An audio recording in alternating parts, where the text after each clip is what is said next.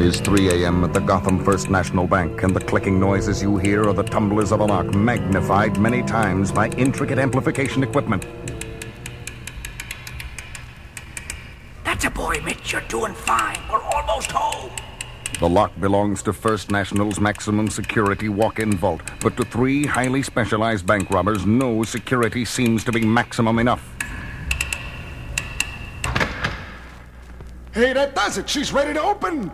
All the other alarms have been shut off. Help me pull the door. All that money. A Federal Reserve deposit of millions waiting for us just on the other side of that door. Jeez, Mitch, this thing is 2 feet thick. Okay, I'm helping. Almost. Just a little more. Good evening, gentlemen. We're glad you could drop by. Batman! Don't you fellas know it's polite to knock first? And Robin! They were waiting inside! No, it isn't fair. How can they move? Every crook makes at least one mistake, Trench, and your gang is no exception. Your mistake was falling for the phony news item Batman planted about a huge Federal Reserve deposit in this branch. Hey, what are we running here at the bank? Let's plug them! They're on top of it already! You... Robin and I prefer a fight without guns, and we expect the same from you. Batman, look out! The third crook has another gun? Not a gun, Boy Wonder. Something far more useful. The bank robber flips a switch on the strange circuit-studded gadget in his hand, and at once the air is filled with a piercing, ear-splitting sound. My ears! Oh, me too, Robin. I can't even think straight. That's the whole idea behind our sonic disruptor, Batman. A few more seconds of this and you and a punk will be on the floor in agony. Yeah, while we stand back and enjoy the show, thanks to the special high-frequency earplugs the 3 of us are wearing. Oh, I'm covering my ears as tight as I can. It doesn't help. Hold on as long as you can, Robin. Fight it. Yet not even the dynamic duo can withstand the terrible onslaught of sound for long. And as they drop to their knees... Seeing this was worth getting beat up for! From every direction, the nightmarish screeching sound seems to surround them, until the bank robbers look up to see a frightening form circling above their heads. A creature the size of a man, with the unmistakable ears and leathery wings of a bat. What is it? It's the most horrible thing I've ever seen. The sonic disruptor doesn't even phase it. I'm getting out of here. Me too! Wait for me! In the frenzied confusion, the sonic disruptor falls, and its ear-splitting drone ceases at once, as the cowled crusader and the boy wonder look up to see... Batman! That thing! It's going after the bank robbers! I know, Robin. Hey! Hey, put me down! Ah, it's got me in its claws! Look out! He's dropping you on top of him! Do you believe this? It slammed 2 of them together. Now it's pulling the third crook into the air. Help! Help! And knocking him senseless into the side of the wall. What a show! The creature's flying away, Batman. Let's go after it. No, Robin. The least we can do in gratitude for its help is to leave Man-Bat in peace. Man-Bat? You know this guy? Monster, whatever he is? Yes, and I know he must be in great pain right now. That's why he flew off. I don't understand. Like a true bat, Man-Bat's hearing is ultra-sensitive to even the minutest sounds. If you think that sonic disruptor was rough on us, I'd hate to imagine how it must have felt to him. He must be a very brave man. He is a man, isn't he? Robin, I think it's time you heard the full story of my friend Kirk Langstrom.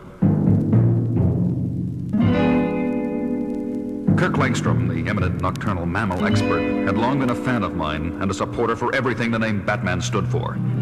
Well, it was several years ago that hundreds of hours of hard work finally brought him on the verge of an incredible discovery in the confines of his lab under the Gotham Museum.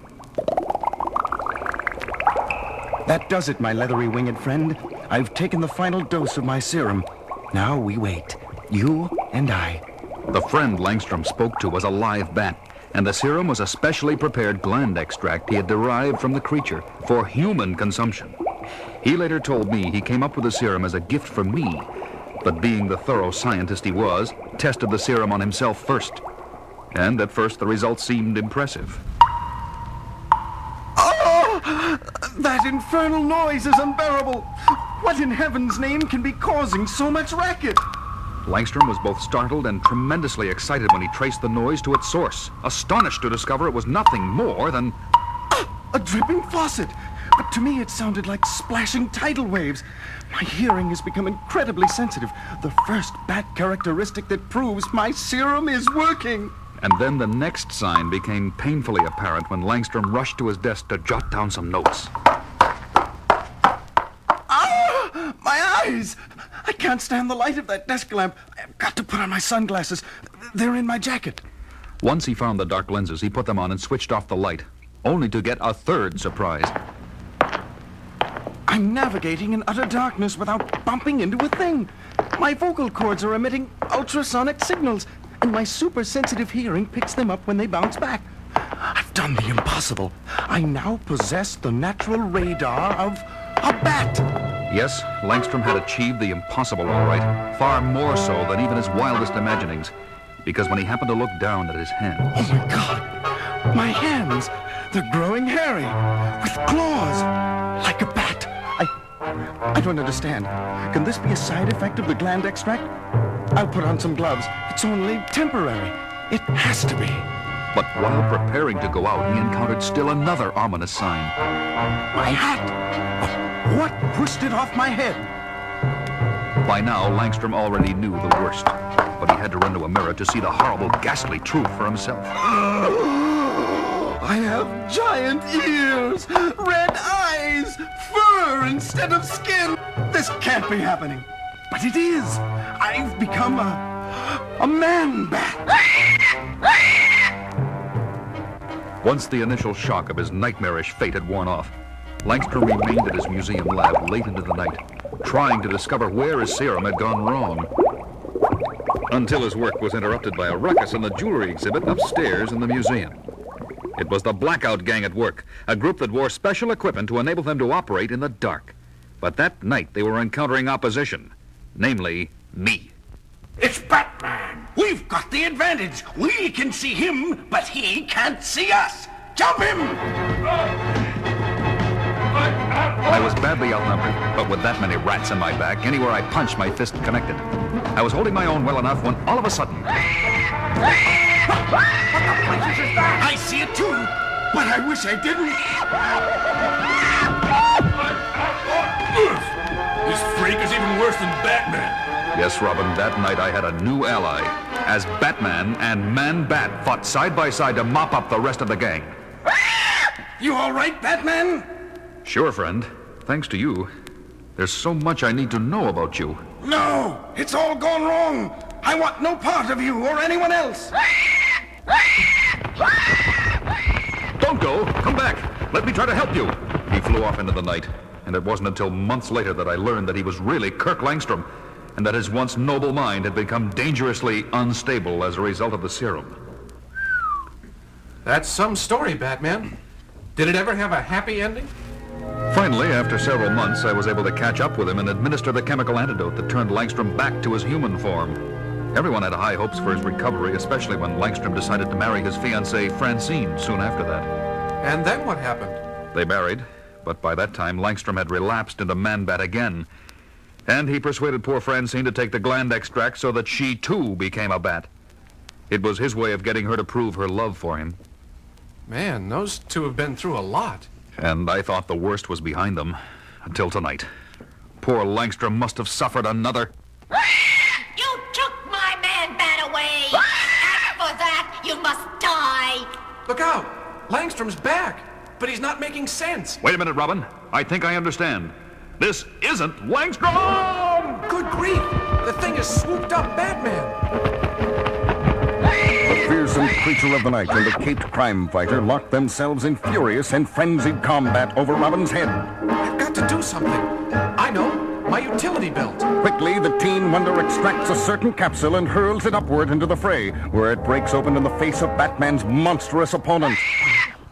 Good thinking, Robin. That sneezing powder ought to give me the advantage I need.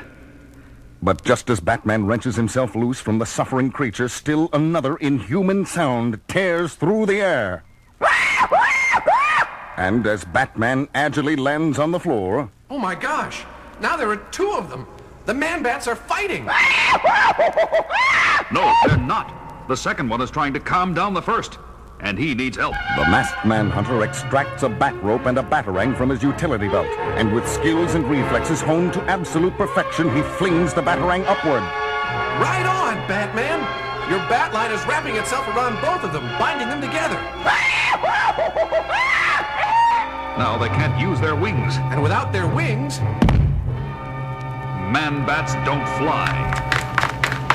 But when the dynamic duo runs up to the grounded inhuman pair, look, Batman! The bigger one's got something in his hand. They're 2 hypodermic needles. Now I know what to do. and Batman does it, wasting no time and injecting each creature with one of the hypodermics. They're changing, losing their wings, becoming human again, becoming a man and a woman. Oh, Kirk, I'm so sorry. I lost control of myself. To think I would try and kill Batman. It's okay, honey. It was the serum warping your mind. You didn't know. What happened, Kirk? It's all a misunderstanding, Batman. I was long overdue from an expedition in South America, and poor Francine was worrying about me here at home. Yesterday I was rummaging through Kirk's lab, very depressed, and I was so despondent I mistook the bat extract serum for my own drink. The next thing I knew, I was a bat. Once the serum affected her mind, Francine became wildly insane. And when I finally got home this morning, I found frantic scrawls drawn all over the walls, blaming you, Batman, for my disappearance. I get it. So you took a dose of this serum yourself, figuring the only way to stop a man-bat is with another man-bat. That's right. But when I finally located you two a few hours ago, you were up against that terrible sonic disruptor. So I gave you a helping hand with those bank robbers. I'll say you did. That must have been murder on your bat ears. And while Kirk took some time to recover, Francine caught up with us and attacked. Batman, can you ever forgive me? I already have, Francine. Well, I may never forgive you, Batman. Not unless you get around to introducing me to your friends. Sorry, Robin. Kirk, Francine, I'd like you to meet my protege and junior partner.